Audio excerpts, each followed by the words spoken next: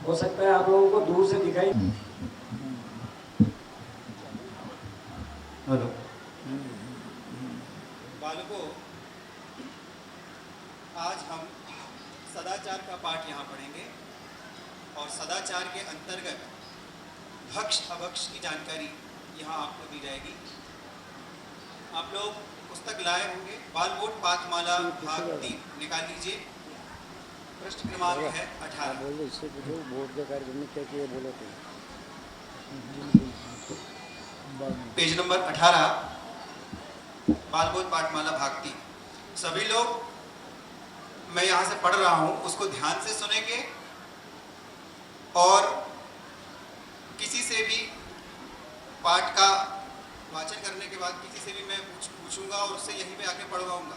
उसको वैसे ही उसी रीति से पढ़ना होगा, तो ध्यान से सुने और अनुशासन बना के रखें। बहुत आनंद है। ये दो मित्रों का संवाद है, मैं पढ़ता हूँ। क्यों भाई प्रबोध, कहाँ जा रहे हैं? चलो, आज तो चौराहे पर आलू की चाट खाएंगे, बहुत दिनों से नहीं खाई है। चौराहे पर आलू की चाट? हमें कोई भी चीज़ बाजार में नहीं खाना चाहिए, और आलू की चाट भी कोई खाने की चीज़। उसको ध्यान से सुनो, सब किताब पे ध्यान रखो। किसी से भी खड़ा करके पूछ सकता हूँ, तुम्हें कहाँ पे था? ध्यान से सुनो। याद नहीं, कल गुरुजी ने कहा था कि आलू तो अभक्ष है। यह अभक्ष क्या होता है, मेरी तो समझ में नहीं आता। पाठशाला में पंडित जी कहते हैं यह नहीं खाना चाहिए, वह नहीं खाना चाहिए। औषधालय में वैद्य जी कहते हैं यह नहीं खाना, वह नहीं खाना। अपने को तो कुछ पसंद नहीं, जो कुछ मन में आए सो खाओ और मौत से रहो। जो खाने योग्य सो भक्ष, और जो खाने योग्य नहीं सो अभक्ष। यही तो कहते हैं कि अपनी आत्मा इतनी पवित्र बनाओ कि उसमें अभक्ष के खाने का भाव इच्छा ही आवे ही नहीं। यदि पंडित जी कहते हैं कि अभक्ष का भक्षण मत करो, तो तुम्हारे हित की ही कहते हैं, क्योंकि अभक्ष खाने से और खाने के भाव से आत्मा का पतन होता है। ठीक है? अब भैया तुम पीछे पीछे, हाँ आप ही आ जाओ।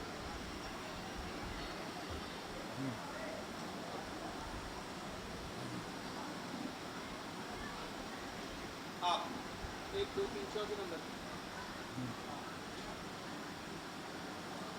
जितना मैंने पढ़ा है उतना पढ़िए आप। ठीक है?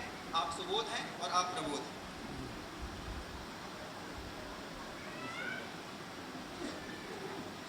देंगे और अपनी अपनी नोटबुक में ये नोट करेंगे कि उन्होंने कैसे पढ़ा और क्या गलतियां की। बाद में किसी से भी मैं पूछूंगा कि इन्होंने क्या गलतियां की या कैसे पढ़ाया है। ठीक है, बढ़िया। क्यों भाई प्रबोध, कहाँ जा रहे हो? चलो, आज तो चौराहे पर आलू की चाट खाएंगे, बहुत दिनों से नहीं खाई है। चौराहे पर आलू की चाट? हमें कोई भी चीज़ बाजार में नहीं खानी चाहिए, और आलू की चाट भी कोई खाने की चीज़ है? यदि याद नहीं, कल गुरुजी ने कहा था कि आलू की चाट अभक्ष है। यह अभक्ष क्या होता है, मेरी तो समझ में नहीं आता। पाठशाला में पंडित जी कहते हैं यह नहीं खाना चाहिए, वह नहीं खाना चाहिए। औषधालय में वैद्य जी कहते हैं यह नहीं खाना, वह नहीं खाना। अपने को तो जो कुछ पसंद है, अपने को तो कुछ पसंद नहीं, जो मन में आए सो खाओ और मौज से रहो। जो खाने योग्य है सो भक्ष, और जो खाने योग्य नहीं सो अभक्ष। यही तो कहते हैं कि अपनी आत्मा को इतना पवित्र बनाओ कि उसमें अभक्ष खाने का भाव इच्छा आवे ही नहीं। यदि पंडित जी कहते हैं कि अभक्ष का भक्षण मत करो, तो तुम्हारे हित के ही कहते हैं, क्योंकि अभक्ष खाने से और खाने के भाव से आत्मा का पतन होता है।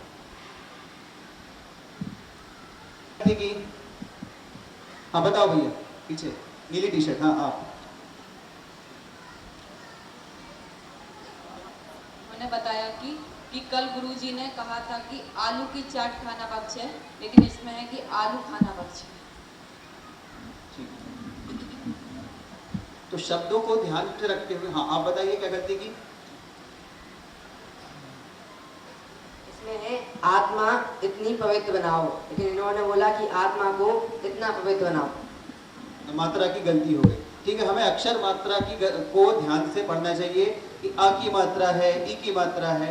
ठीक है, तो इतना पाठ पढ़ने के बाद हमने ये जाना कि यहाँ भक्ष और अभक्ष की चर्चा चल रही है। भक्ष मतलब खाने योग्य और अभक्ष मतलब जो खाने योग्य नहीं है। ठीक है, तो हमने साधारणतः ये सुना होगा कि हमें क्या खाना चाहिए या क्या नहीं खाना चाहिए, ये तो सुना होगा। मम्मी टोकती हैं या गुरुजी टोकते हैं या पंडित जी टोकते हैं, ये नहीं खाना चाहिए। तो क्यों नहीं खाना चाहिए, उसकी विस्तृत जानकारी आपको इस पाठ में मिलेगी। तो अभी हमने क्या देखा कि हमें आलू नहीं खाना चाहिए। ठीक है, क्योंकि वो अभक्ष होता है, खाने योग्य नहीं होता है, इसलिए उसे अभक्ष कहते हैं और वो हमें नहीं खाना चाहिए।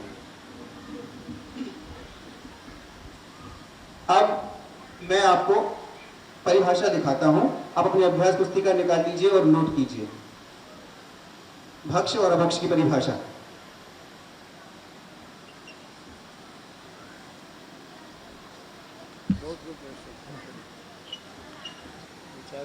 दूसरा नंबर कौन है? मदन अरशद। कोई बात नहीं। अच्छा आप बैठ जाइए। अरशद नंबर रोल नंबर 68 कौन है? श्रीमती कौशल्या देवी। आपको ये बताना है कि इनने जो पढ़ाया है उसने क्या गलती की। उन लड़कों ने नहीं, इनने पढ़ाया है ना। अभी इनने जो पढ़ाया है यहाँ आकर, उसमें कोई गलती की कि नहीं की, अच्छा पढ़ाया, ठीक नहीं पढ़ाया, मैंने आपको इसमें अपना कमेंट्स देना है। सर, इन्हें बच्चों को पहले जो पाठ पढ़ाया है उसमें से बोधगम्य में प्रश्न पूछना थी और उसे रिवीजन दोहरा के उसे तैयार करवाना था, उसके बाद प्रश्न लिखवाना था। और पाठ को थोड़ी ज़्यादा स्पीड से पढ़ाया, थोड़ा आराम से समझाना था। बच्चों को थोड़ी धीरे से समझ में आती है कोई भी बात। उधर वो करके बोला। हाँ, ठीक है। हाँ, और बाकी सब ठीक था? नहीं कोई दिक्कत नहीं। बढ़िया, ठीक है। मंदी पाठ था। आप बैठिए। आधा पेज होगा ना, एक पेज होगा, इतना पढ़ा। और पढ़ने में समझाने लायक सिर्फ दो बातें हैं कि एक भक्ष किसे कहते हैं और अभक्ष किसे कहते हैं, और बाकी तो नाटक ही नाटक है ना। तो दोस्त दूसरे दोस्त से कहा था और गुरु जी ने कहा था और अपने हित के लिए कहते हैं, और पंडित जी कहते हैं तो अपने हित के लिए कहते हैं।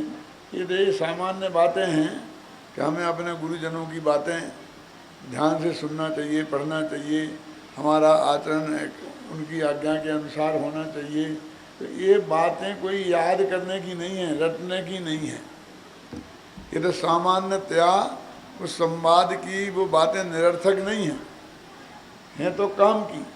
लेकिन उसके माध्यम से हमने एक बात सीख ली कि हमें अपने गुरु जी की बात पर ध्यान देना चाहिए, माता पिता की बात पर ध्यान देना चाहिए। यदि कोई हमें वो बताते हैं तो वो हमारे हित के लिए ही बताते हैं। तो ये जो सामान्य शिक्षा की बातें हैं, अब याद करने लायक दो ही चीज़ें हैं, भक्ष और अभक्ष। और उसमें भी कोई ज़्यादा दम नहीं है। जो खाने योग्य पदार्थ हैं वे भक्ष, और जो खाने योग्य पदार्थ नहीं हैं वे अभक्ष। बस इतनी सी बात आई है जो हमें बच्चों को याद कराना है और पढ़ाना है। मेरा मतलब समझ गए हैं?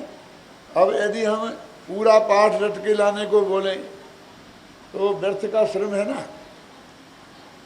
तो पाठ को रोचक बनाने के लिए इतना लंबा संवाद किया, और हमें गुरुजी की बात पर ध्यान देना चाहिए, मानना चाहिए, वे हमारे हित के लिए कहते हैं।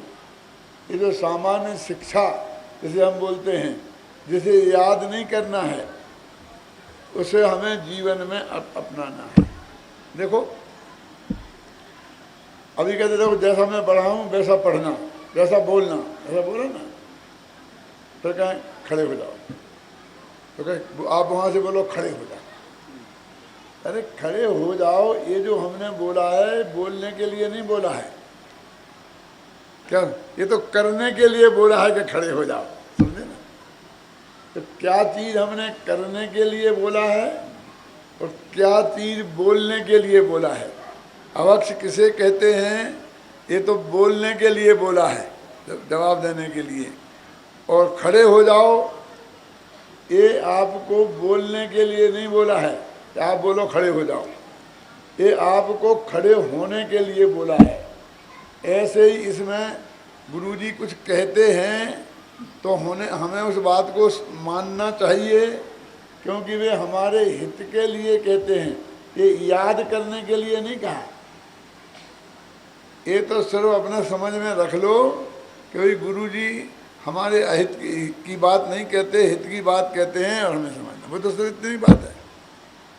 अब जो कल याद पढ़ के सुनाना, वो कि गुरुजी कहते हैं, वो हित की बात कहते हैं, उसको मानना चाहिए, और बराबर रट के ले आए और वो बोल दे गए कि गुरुजी जो कहते हैं वो हित की बात है, मानना चाहिए, लेकिन जो गुरुजी कहें वो माने नहीं। क्यों? गुरुजी कहें वो माने नहीं। तो एक उस पढ़ाने में इस एक पेज जो आपको पढ़ाया है, बहुत कुछ माल तो बिल्कुल सिर्फ मनोरंजन के लिए कि शांति से आप पढ़ें, एक संवाद हो जाए, एक पाठ हो जाए, स्टेज पे भी बोलें तो नाटक जैसा हो जाए, ख्याल में इसके लिए है।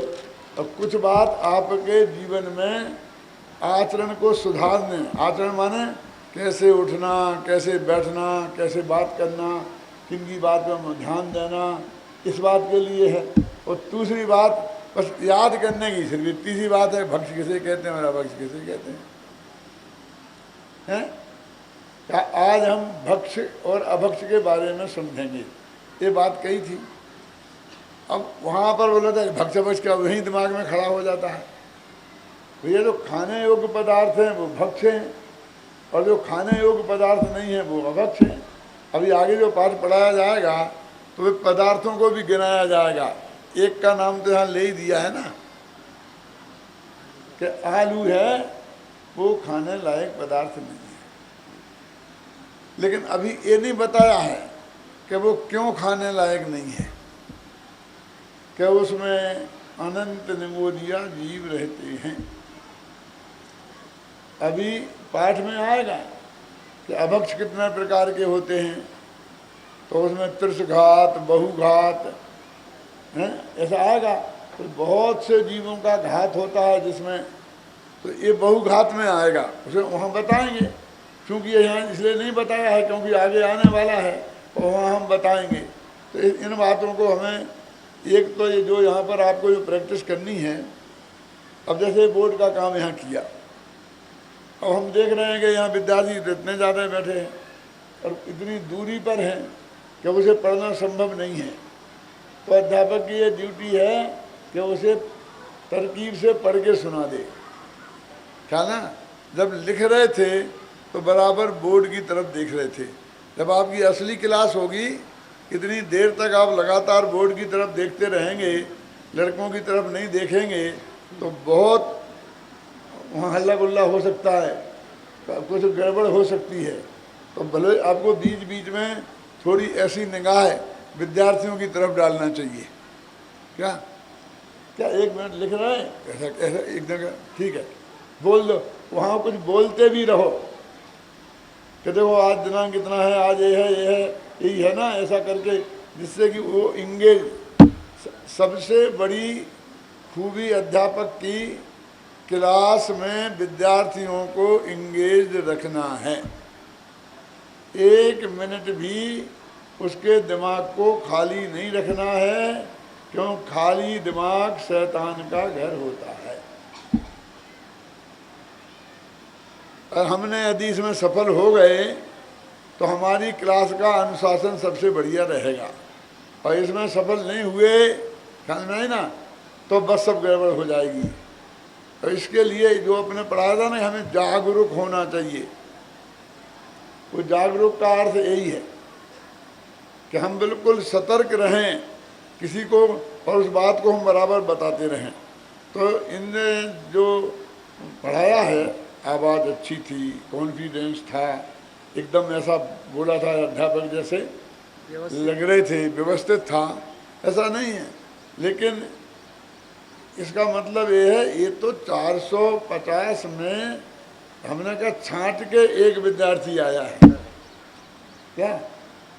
अभी 449 की क्या हालत है हमें पता नहीं है। अभी आप हमने आज ऐसे पढ़वाया कि वो तुम आओ और तुम्हें जो पढ़ाना हो सो पढ़ाओ।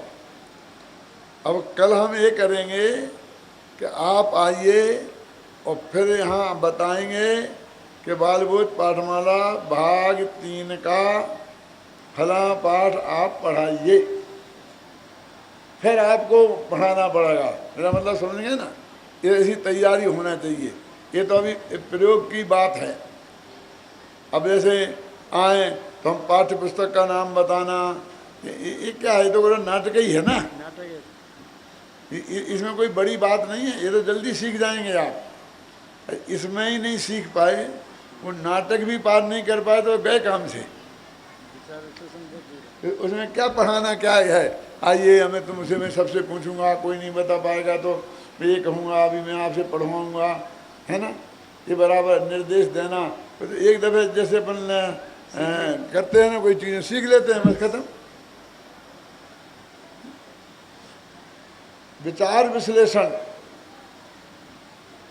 सामान्य अर्थ विवेचन, ये सबसे ज़्यादा महत्वपूर्ण है, क्योंकि असली पढ़ाना तो वो है। अभी एक आदमी लड़का पढ़ाने आता है, फिर वो उसे पूरे यदि हम शुरू से अंत तक पढ़ाने देते हैं तो वो आध घंटा, वो इसका एक हमारा आध घंटा उसमें ही चला जाएगा, खत्म हो जाएगा। तो हम आपको बीच में बुलाएंगे और जब काम करने भी लगेंगे तो हम कहेंगे ठीक है हो गया, चलो अनुकरण वाचन से शुरू कराओ, आदर्श वाचन से शुरू कराओ। अच्छा तो आप तो विचार विश्लेषण कराइए, क्योंकि हमें आपको ये जानना है कि 2-3 दिन में नाटक तो करने में तो सब चतुर हो जाएंगे। अब इन्हीं को हम क्यों कराते रहेंगे। अब विचार विश्लेषण कठिन है तो हम वो पूछेंगे कि इस विचार का विश्लेषण कीजिए आप, ख्याल में नहीं ना वो। तो मेरे कहने का मतलब दो स्टेजों पर आपको पार करना है। एक तो वो जो ये 17 बोल है ना, इनकी प्रक्रिया में आपको कैसे पार करना है, और दूसरा ये कि उसमें जो चीज़ दी गई है सब काम नाटक में नहीं निकल जाए, बल्कि उस चीज़ को हम समझा सकें, पहला पॉइंट, और दूसरा उसे याद करा दें, दूसरा पॉइंट। यानी 2 चीज़ें सबसे बड़े महत्वपूर्ण हैं जो वास्तविक पढ़ाई है। बाकी चीज़ें पढ़ाई नहीं है, वो पार तो करनी पड़ेंगी, उसके बिना आप प्रक्रिया में तो नहीं आ पाएंगे। अब जैसे अपना ऐसा अपना हमारे दिमाग में आना चाहिए, जैसे माताएं बहनें हैं ना, तो ये रसोई में जाके ऐसे सोचती होंगी कि मुझे पहले पानी में आटा डालना, आटे में पानी डालना चाहिए, फिर उछलना चाहिए, फिर नमक डालना चाहिए, फिर ये करना चाहिए। वो सब उनके दिमाग में ऑटोमेटिक रहता है। क्यों? और वे भगवान की स्तुति बोलती रहती हैं और बाकायदे आटे में पानी डलता रहता, कितना डालना चाहिए ये सोचना नहीं पड़ता है, वो उतना ही पानी डाल देती हैं, मुसन देती हैं, नमक डब्बे डालना, नमक डाल, तो बराबर होता रहता ना। ऐसी ये प्रक्रिया आपको बराबर होती रहनी चाहिए, सोच सोच के नहीं करना पड़े। अब आदर्श वाचन हो गया, अब क्या करूं, अब अनुकरण वाचन हो गया, अब क्या करूं। ये आपको नहीं बोलना कि मैं विचार विश्लेषण करूंगा, कि मैं आदर्श वाचन करूंगा, ऐसा नहीं बोलना है मुँह से। मुँह से तो एक मैं पढ़ूंगा तो उस वैसा ही आपको पढ़ना होगा, ख्याल में है ना। लेकिन आपके अंदर दिमाग में आना चाहिए कि मैं ये आदर्श वाचन कर रहा हूँ, ये मैं अनुकरण वाचन कर रहा हूँ, ये मैं विचार विश्लेषण कर रहा हूँ, ये मैंने बोर्ड पे लिखाए हैं, तो ये मैंने बोधगम्य प्रश्नोत्तर निकाले हैं। अब मैं इस बोधगम्य प्रश्नोत्तर को प्रश्नोत्तर तैयार करा रहा हूँ, है ना। ये इसे याद हुए कि नहीं हुए, अब इसकी जांच के लिए मैं मूल्यांकन प्रश्नोत्तर कर रहा हूँ। अब कल तुम्हें याद करके लाना और कॉपी में ये अच्छी तरह से लिख के लाना, तो मैं ये पाठ दे रहा हूँ, ख्याल में है ना। ये सारी प्रक्रिया आपके दिमाग में ऑटोमेटिक हो जानी चाहिए। एक दिन में हो जाती है, 2 दिन में हो जाती है, कोई बड़ी बात नहीं है, हमारा अनुभव है। तो इस प्रक्रिया में पार होना है और फिर पूरा वजन विचार विश्लेषण और बोधगम्य प्रश्नोत्तर और वस्तुनिष्ठ प्रश्नोत्तरों पर देना है। विचार समझाना है, उन विचारों में जो याद कराने लायक चीज़ें हैं, वो याद कराने लायक चीज़ें 3 होंगी। या तो वो परिभाषा होगी, या कोई सिद्धांत होगा, और या कोई तथ्य होगा। तो उनको हमें छांटना है बोधगम्य प्रश्नोत्तर में। बोर्ड पर वही लिखना है।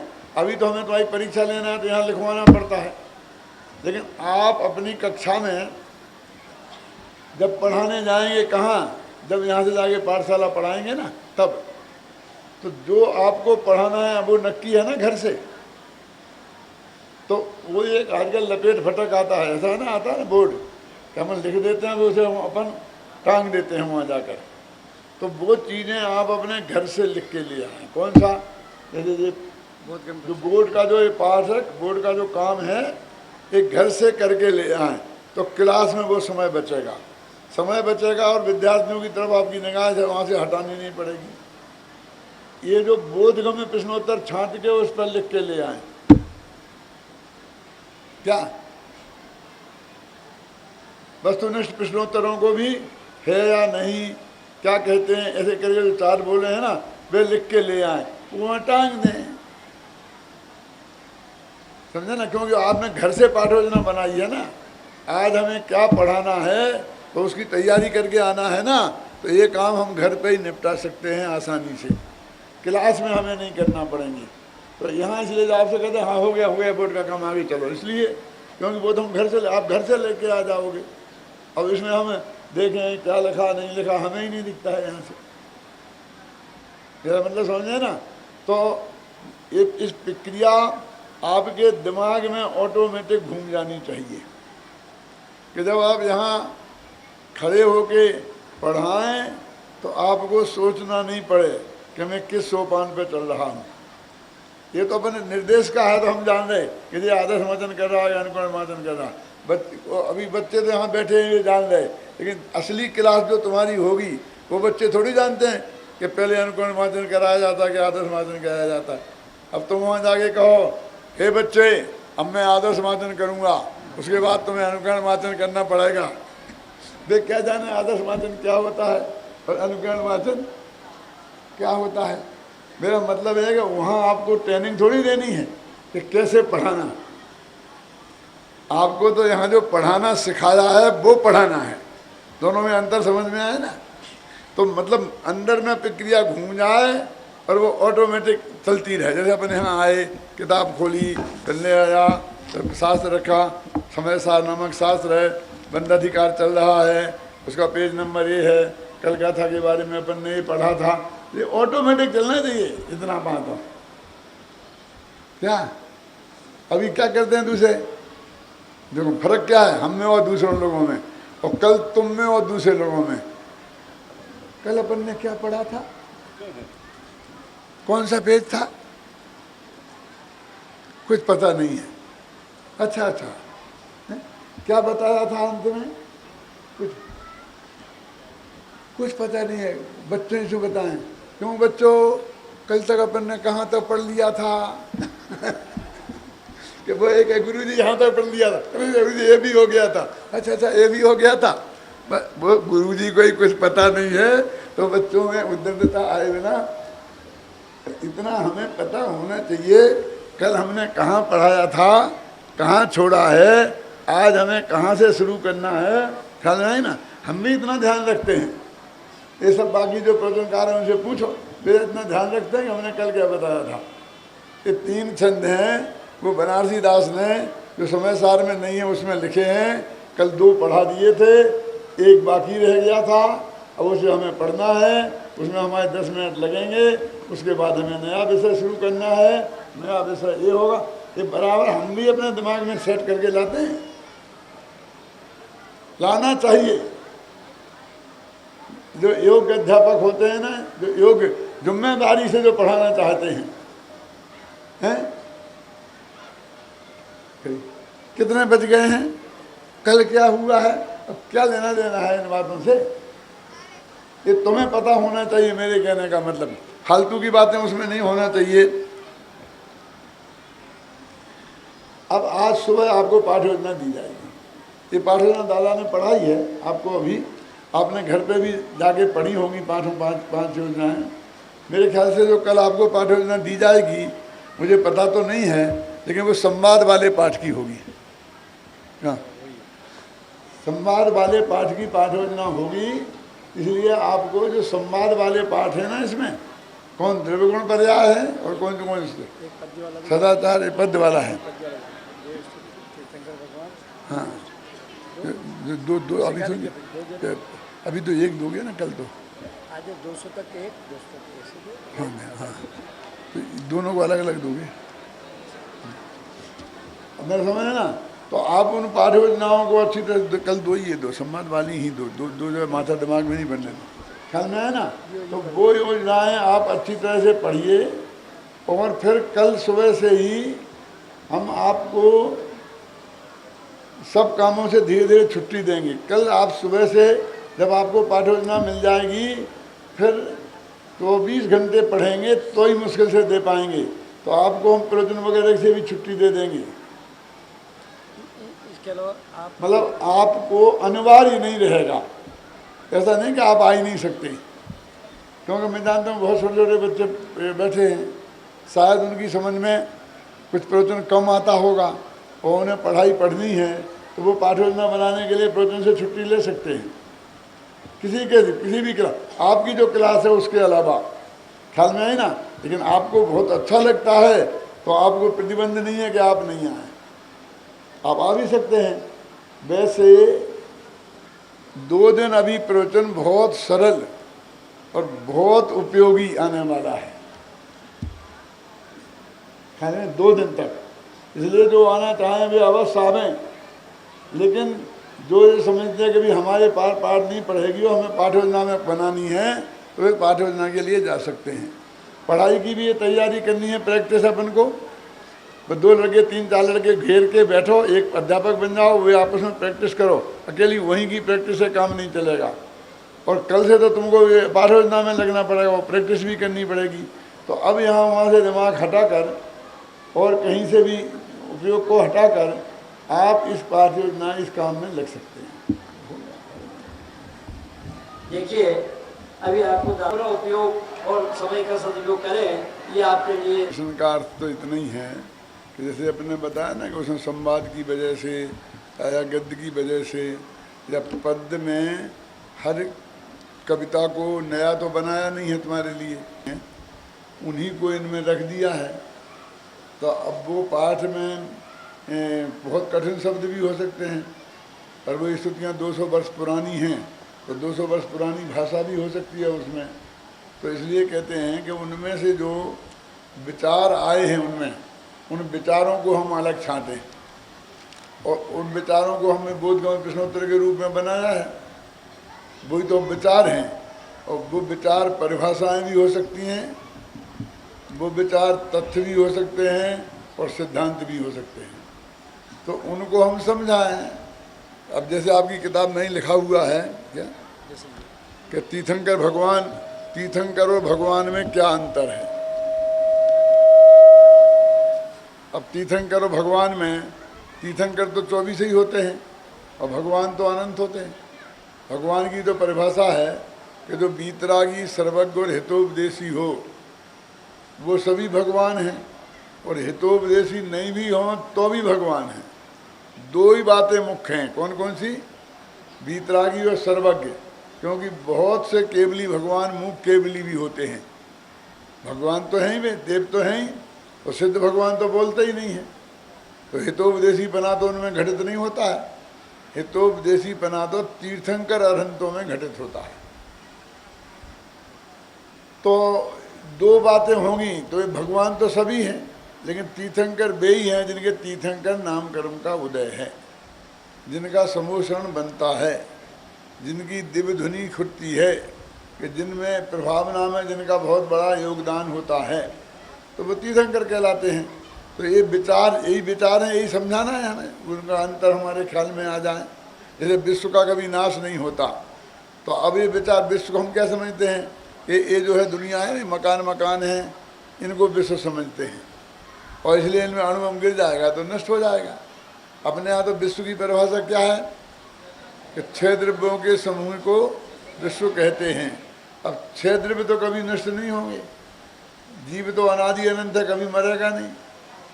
पुद्गल जो है वो भी कभी नष्ट नहीं होगा, बदल जाएगी अवस्था। बर्फ का पानी हो गया तो अपन कहेंगे बर्फ मर गया और पानी पैदा हो गया, लेकिन पुद्गल नाम का पदार्थ तो खड़ा ही रहा ना। आकाश द्रव्य कब खत्म हो जाएगा? काल द्रव्य कभी खत्म नहीं होगा। तो 6 ही द्रव्य कभी खत्म नहीं होते हैं, इसका अर्थ है विश्व का कभी नाश नहीं होता है। और फिर कहते हैं वहाँ तो पर्याय पलटती है, तो पर्याय पलटती है तो ये दुनिया तो पर्याय के पलटने को ही नाश मानती है। ये मकान बना हुआ है ना, तो ये इस आकार में बना है तो हम इसे कहेंगे कि ये मकान बना है, और फिर ये गिर गया तो वो नाश क्या हुआ? मिट्टी भी वहीं पड़ी है, लोहा भी वहीं पड़ा है, छत के पत्थर भी वहीं पड़े हैं, तो एक भी चीज़ तो नष्ट नहीं हुई। वो जो जिस आकार में थी वो नष्ट हो गई। पंडाल बना है, अब ये 30 तारीख के बाद उखड़ जाएगा, तो ये सब चीज़ें रहेंगी ना, कपड़ा लत्ता ये सब जो चीज़ें इसमें लगी हैं वो सब चीज़ें तो कायम रहेंगी ना। तो हम विश्व तो उसे कहते हैं उन वस्तुओं को, 6 द्रव्यों के समूह को। तो द्रव्य तो कभी खत्म नहीं होते हैं, तो विश्व का नाश नहीं होगा। हम जानते हैं विश्व माने अमेरिका, रूस, चीन, जापान सब आ गए, जिसमें हम उसे विश्व कहते हैं। तो उस विश्व की परिभाषा में और अपने जैन धर्म के विश्व की परिभाषा में अंतर है। तो एक विचार है ना कि विश्व का कभी नाश नहीं होता, तो इस विचार का विश्लेषण करना है। अब हम उन्हें इस विचार को परिभाषा नहीं कह सकते, ना इस विचार को हम तथ्य कह सकते हैं, हम सिद्धांत कह सकते हैं। ये सिद्धांत है कि विश्व का कभी नाश नहीं होता, मात्र पर्याय पलटती है। माने पानी है, बर्फ पानी बन जाता है, फिर जम के फिर बर्फ बन जाता है, तो पृथ्वी बन जाता है। अपन देखते हैं ना पेड़ पौधे हैं कितने बदलते रहते हैं रूप उनके, तो इसलिए कहते हो परिवर्तन, उसका नाम नाश नहीं है। और हमने तो अपने परिवर्तन को ही नाश मान लिया है, ख्याल ना। इसलिए देखो अभी आपने जो है पाठ योजनाएँ पढ़ी हैं 5 अलग अलग, ये जो अभी बता रहे थे ना 4 सोपान, 4 मैंने वो जो वस्तुनिष्ठ प्रश्नोत्तर हैं जिनमें हमें याद कराना है, उनमें 4 सोपान हैं, है या नहीं। तो ये सब जगह लगाना इतना आसान नहीं है। वो तो हमने भाई दिव्य किसे कहते हैं, गुण किसे कहते हैं, उसमें लगा दिया, लेकिन सब जगह लगाना आसान नहीं है। मान लीजिए इतनी बड़ी परिभाषा आ गई जो पंच परमेष्टि में अनंत भगवान की है। क्या लिखा उसमें? गृहस्थपना छोड़कर मुनि धर्म अंगीकार कर स्वभाव साधन के निस्वभाव साधन के द्वारा इन्होंने 4 घातीय कर्मों का अभाव करके जो अनंत चतुष्ट रूप विराजमान हुए हैं उन्हें अरहंत कहते हैं। अब इतनी परिभाषा लंबी है, अब इसमें है या नहीं क्या लगाएंगे? इतनी लंबी परिभाषा बोलोगे फिर कहोगे है या नहीं, वो याद रहेगी बच्चे को? आपको रहना भी संभव नहीं है। तो उनके लिए आपको उस 5 हिस्सों में बांटे हम, है ना। क्या अरहंत कैसे बनते हैं? कि गृहस्थपना त्याग कर, गृहस्थपना त्याग कर क्या बनते हैं? कि अरहंत बनते हैं। मुनि क्या अंगीकार करके बनते हैं? कि मुनि धर्म अंगीकार कर, मुनि धर्म अंगीकार करके क्या बनते हैं? कि अरहंत बनते हैं। फिर कैसे, किस साधन से बनते हैं? तो निस्वभाव साधन से बनते हैं। फिर ऐसे ही क्या 4 घातीय कर्मों का अभाव हो करके बनते हैं। तो इन 5 वाक्य बनाकर और इनको पहले याद कराओ, और जब 5 याद हो जाएं तो उन्हें जोड़ करके फिर एक परिभाषा बता दो। भले ही एक परिभाषा पढ़ाने में 1 दिन लगे, 3 दिन भी लगे, अपने पास तो बहुत दिन है ना। 8 पाठ हैं वे पढ़ाने हैं, उनमें से आप छांट के देखना 24 परिभाषाएं, 24 सिद्धांत नहीं निकलेंगे। अब जो 24 दिन तो लगता है ना 1 महीना में स्कूल, संडे छोड़ दो, और आपके पास 12 महीना है, तो कितना अपने पास समय है, तो हम शांति से उन्हें ऐसी तरह से पढ़ा सकते हैं। जैसे तथ्यवाक होते हैं, उन्हें क्या ज़्यादा उसमें करना है। ऋषभदेव के 2 पुत्र थे, तो ऋषभदेव के कितने पुत्र थे, उनके क्या क्या नाम थे, मतलब वो तो एक तरकीब आपको बताई है, बाकी जहाँ जैसा सेट होगा वैसा करना पड़ेगा। कई जगह 3 ही सोपान लगेंगे, चौथा लगेगा ही नहीं। अभी आपको मालूम नहीं, जब लगाने बैठेंगे तब आपको उसकी दिक्कत महसूस होगी। ये तो शैली से आपको अभ्यास करा रहे कि इस तरह से हम बार बार रिपीट करें उसको, और लड़कों के सामने करते रहेंगे 1 घंटे, और लड़के ऊबे नहीं। एक क्लास में जैसे खेल खेल रहे हों, ऐसा आनंद आने लग जाए। होता है ना, कई तरह के खेल खेलते हैं ना अपन ऐसे ही। तो आजकल तो जैसे में पूछते हैं, उसे जवाब देते, वो जवाब देता, ऐसे बौद्धिक खेल होते हैं। तो वो खेल खेल में पढ़ाई हो जाए, इसके लिए हमने ये विधि निकाली है। हाँ, क्या प्रश्न था ये? बोधगम्य प्रश्न के उत्तर मौखिक क्या स्वरूप में लेना, में लेना, या उसके ऊपर लिखित रूप में अपेक्षित है। देखो, बनाना मुख्य है, घर के बना के लाए, फिर इसमें क्या फर्क पड़ता है कि लिखना। लिख देने से ये फायदा है कि उसको विद्यार्थी सामने देख के बोल सकता है। आपका उच्चारण सही नहीं हुआ तो वो उसे सही रूप में समझ सकता है, और कभी आप भी भूल सकते हो, तो आप भी निगाह डाल के देख करके उस परिभाषा को सही कर सकते हो। इसलिए लिखित लाना माने घर से तो लिख के कागज़ पे ही लाओगे ना, कि बोर्ड पे लिख के लाओगे तो वहाँ लगा दिया कि हमें इतनी 4 चीज़ें पढ़ाना है। उससे बोझा भी हल्का होता है पढ़ाने वाले का और पढ़ने वाले का। अभी तो देखा 4-5 पेट का पाठ याद करना है, पढ़ाना पड़ेगा, उसमें लगा 4 ही लेने हैं। ये जो 4 लाइनें लिखी हैं, मुझे यही याद करनी है, यही पढ़नी है, यही समझनी है, यही समझानी है, इसलिए उसके लिख देने में फायदा है। क्या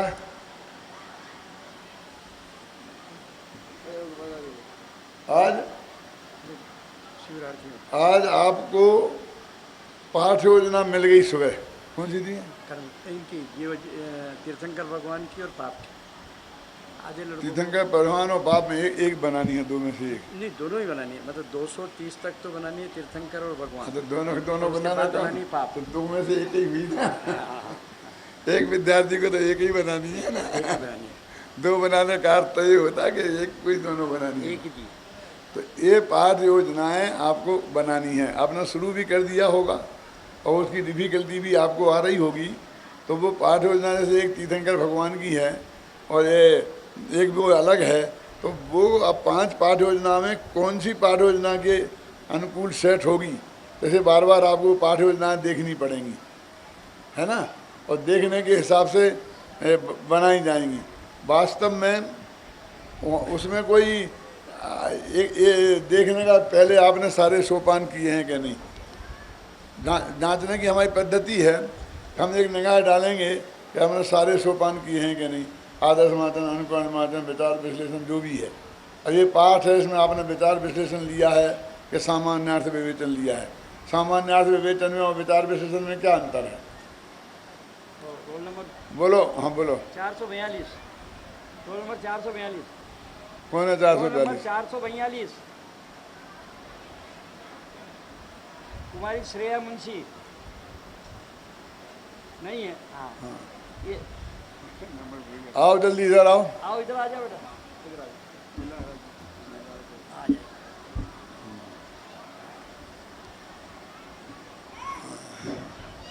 पद्य वाले पाठों में किया जाता है, विचार विश्लेषण गद्य एवं संवाद वाले पाठों में किया जाता है। हाँ, एक अंतर तो ये हुआ। और अंतर क्या होता है? कोई बात नहीं, सुनो। हाँ बोलो बोलो। पश्चात पठित पद्यांश में अनुकरण वाचन के पश्चात पठित पद्यांश का सामान्यार्थ बताने को सामान्यार्थ विवेचन कहते हैं और अनुकरण वाचन के बाद पठित पद्यांश और संवादांश में प्रतिपादित विचारों को सरल व सुबोध भाषा में बच्चों को बताने को विचार विश्लेषण कहते हैं। सामान्यार्थ विवेचन में शब्दार्थ पर उचित जोर न दिया जाकर भावार्थ पर जोर दिया जाता है, बल्कि पर विचार विश्लेषण में भावार्थ के साथ साथ शब्दार्थ पर भी उचित जोर दिया जाता है। शब्दार्थ पर जोर दिया जाता है, ना तो मीनिंग बताए जाते हैं, ना उन बताने की ज़रूरत है, और जैसी उस क्षमता है उन विद्यार्थियों में, उन क्षमता के अनुसार बता दिया जाता है, बस खत्म, इतनी सी बात है। और विचार विश्लेषण में उसमें जो विचार आए हैं, विचार माने सिद्धांत आए हैं, कुछ परिभाषाएं आई हैं, कुछ तथ्य आई हैं, उनको हमें स्पष्ट करना है। जैसे अभी अभी बताया था ना कि विश्व का कभी नाश नहीं होता, कि लोभ तो सबसे बड़ा पाप है और मिथ्यात्व तो उससे भी बड़ा पाप है। तो मिथ्यात्व लोभ सबसे बड़ा पाप क्यों है? तो ये विचार है कि लोभ सबसे बड़ा पाप है। तो कहते हैं लोभ के बस होकर सभी जीव, हम सभी पाप करते हैं, पांचों पाप लोभ के बस होकर करते हैं। तो इसलिए वो उसे पाप का बाप कहा जाता है। आप समझे ना? आप कोई उदाहरण भी सुना सकते हैं कि वो एक पंडित था, वेश्या के यहाँ गया, और जो भी कहानी है, जो भी जैसी हैं वो सुना सकते हैं कि भाई इस तरह के लोभ में फंस करके और बड़े बड़े लोग पंडित हो जाते हैं।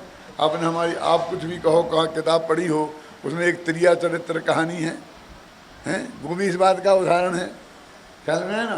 तो इस तरह से कोई उदाहरण दे सकते हैं। अब ये है कि मिथ्यात्व को फिर उससे बड़ा कैसे कहते हैं? तो ये पाप है तो वो दादा होगा, ये पाप है तो वो दादा होगा ना। तो क्यों उससे बड़ा क्यों? क्योंकि लोभ के बस तो पाप करते हैं और मिथ्यात्व के बस घोर पाप करते हैं। अंतर आया समझ में? है ना? विपरीत एकांत विनय के, संशय आज्ञान कुनय के, बस होय घोर अघे कीने। घोर अघा है ना, मैंने भयंकर पाप।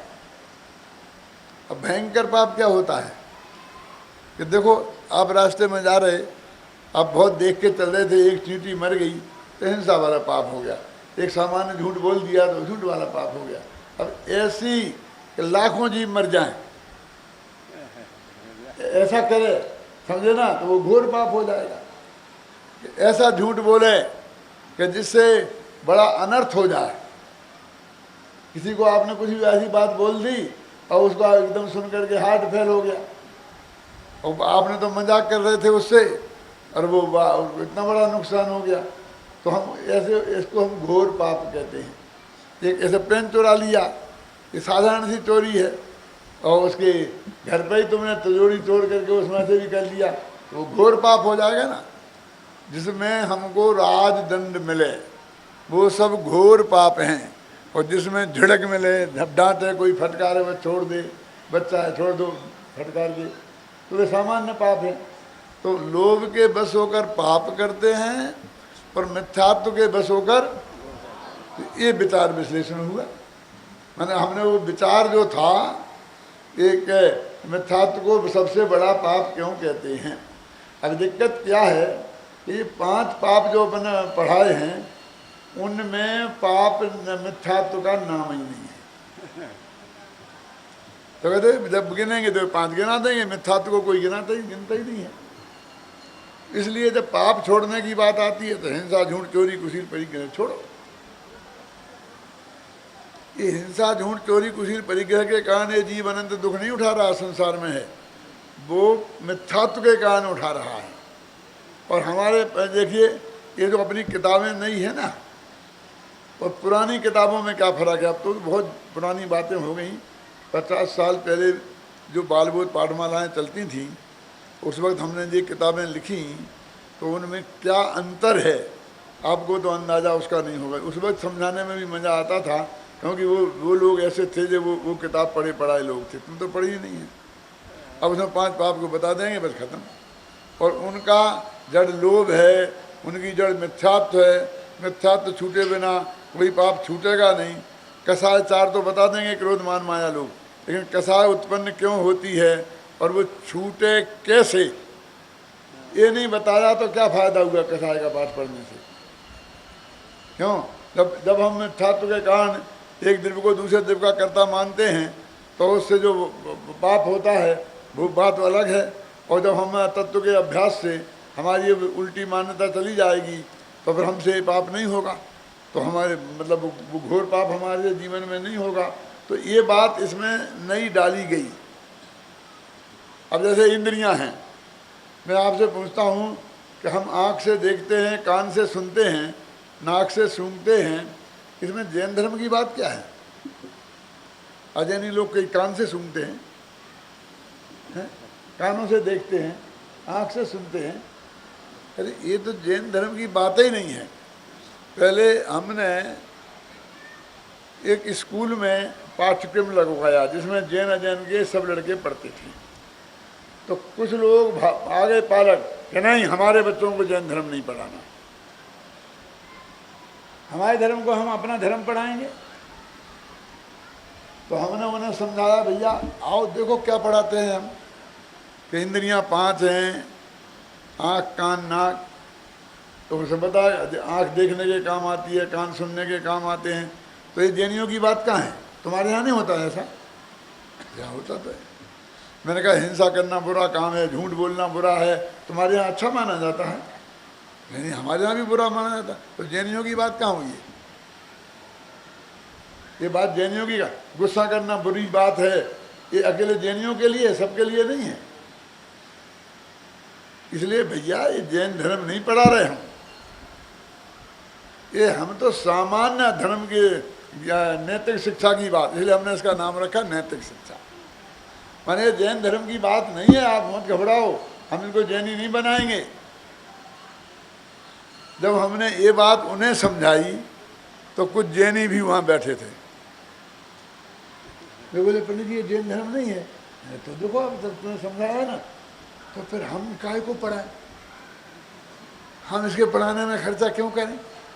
अब तुमने जैन धर्म पढ़ा ही नहीं और हमारे 40 लाख खत्म हो गए हैं? क्यों? मैंने कहा बेटा इसमें जैन धर्म है। कि कहाँ है जैन धर्म? कि जैन धर्म ये है ना कि ये कसाएं कैसे उत्पन्न होती हैं, कि जब हम ये मानते हैं कि एक देव दूसरे देव का भला बुरा करता है तो कसाएं उत्पन्न होती हैं। और जब तत्व ज्ञान के अभ्यास से एक कसाएं ऐसा हम जान जाते हैं तो कसाएं उत्पन्न होती। ये बात जैन धर्म की है जो पहले भागों में नहीं थी। ये 5 इंद्रियां, आँख कान तो सब थे ना, लेकिन ये 5 इंद्रियां आत्मा के जानने के काम नहीं आती, इसलिए बेकार हैं। क्योंकि ये सिर्फ पुद्गल को जानती हैं। जो है ना स्पर्श इंद्रिय छूती है, किसे? पुद्गल को। रसना इंद्रिय रस चखती है, किसका? पुद्गल का। घ्राण सूंघती है, किसको? पुद्गल को। आँख देखती है, किसको? पुद्गल को। कान सुनते हैं तो शब्द भी पुद्गल के बने हुए हैं। तो ये 5 इंद्रियां पर पदार्थों के जानने के काम आती हैं, अपने जानने के काम नहीं आती है। बोलिए, हम ये कहें कि आप हमारे यहाँ काम करो, 8 घंटा पढ़ाओ और हम आपको कितना पैसा देंगे? 1 लाख रुपया महीना। 1 लाख? मज़ा आ जाएगा। नहीं, वो 1 लाख रुपया महीना तुम सब बच्चों की पढ़ाई पे खर्च करोगे, तुम अपने ऊपर एक नया पैसा खर्च नहीं करोगे। क्या बोलो? तो वो कहेगा कि नहीं 2 लाख कर दो। वो कहे हमें नहीं चाहिए, हमें नहीं पढ़ाना। तुम तो ये बताओ हमें क्या मिलेगा? क्यों? ऐसे ही आत्मा को जाना नहीं और परी पर के जानने में काम आई तो ये इंद्रियां हमारे क्या काम की? ये तो उल्टी हमारे ज्ञान में, आत्मा के ज्ञान में बाधक हैं। बाधक कैसे हैं? कि जब हम इन आँख से देखेंगे तो बाहर किसी पुद्गल को ही देखेंगे और उस वक्त हम आत्मा को नहीं देख पाएंगे, क्योंकि हम दो चीज़ें एक साथ नहीं देख सकते। जब बाहर देखेंगे तो अंदर नहीं देख सकते, अंदर देखेंगे तो बाहर नहीं। तो ये इंद्रिय ज्ञान तुच्छ क्यों है? क्योंकि ये आत्मा के जानने के काम नहीं आता। ये जैन धर्म है जो पुरानी पुस्तकों में नहीं था और हमने इसमें डाला है। अंतर समझ में आया ना? मेरे कहने का मतलब ये है, यदि हम इतना ही बताते रहें, आँख देखती है कान सुनता है, तो उसमें जैन में क्या फ़र्क है? ये तो कॉमन बातें हैं। तो हमें कॉमन बातें भी सीखने को मिल रही हैं और साथ में ये तत्व ज्ञान भी सीखने को मिल रहा है। ना अजैनियों को कोई ऐतराज़ होना चाहिए, इसमें कौन सी बुराई की बात है, और न जैनियों को कोई ऐतराज़ होना चाहिए। तो ये ऐसी जो चीज़ें, ये विचार हैं, समझे ना, जिसका हम विश्लेषण कर रहे हैं तर्क के साथ, युक्ति के साथ में। बोलो और क्या है?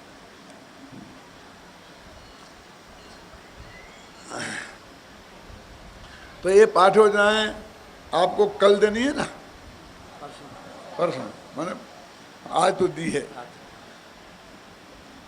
बनाने में तुमको कोई डिफिकल्टी आई हो, अपने क्लास के जो अध्यापक हैं तुम्हारे, तुम उनसे पूछ सकते हो, ख्याल में है ना?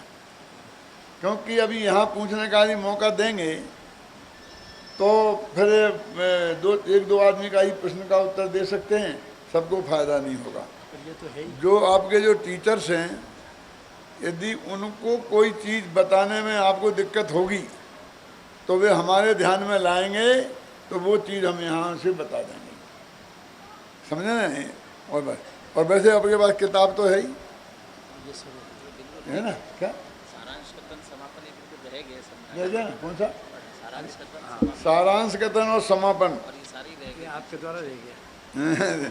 ये दो बातें ये कह रहे रह गई हैं। देखो, सारांश कथन का मतलब ये है कि जो अपन ने पाठ पढ़ाया है और उसमें पढ़ाने के लिए अपन ने वो जो बोधगम्य प्रश्न निकाले थे ना, वास्तव में वही सारांश है। तो उन बोधगम्य प्रश्नों को दोहरा देना, यही सारांश उत्तर, ये प्रश्न है और ये उत्तर है, उनको दोहरा दिया तो ये सारांश कथन है।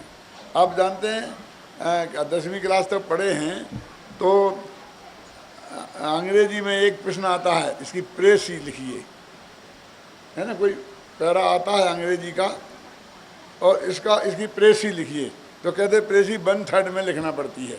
माने वो एक पेज का पैरा है, वो यदि 30 लाइनों का पैरा है तो 10 लाइन में उसका सारांश लिखो।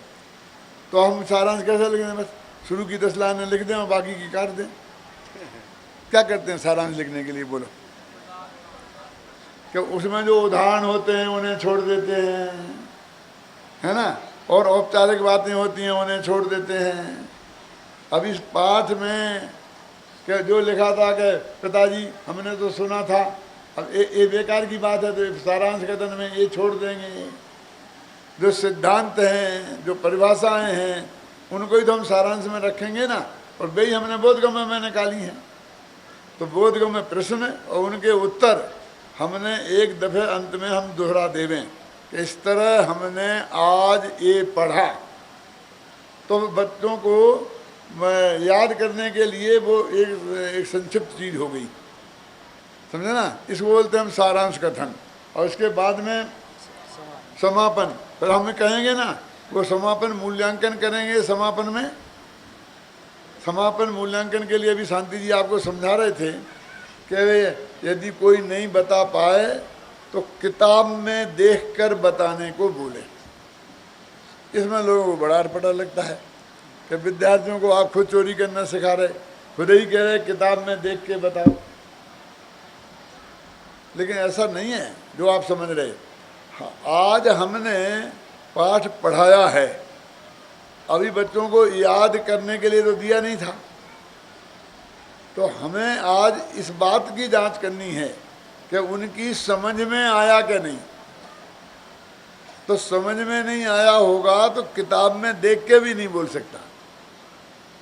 क्या समझ में नहीं आया होगा तो किताब में देख के भी नहीं बोल सकता।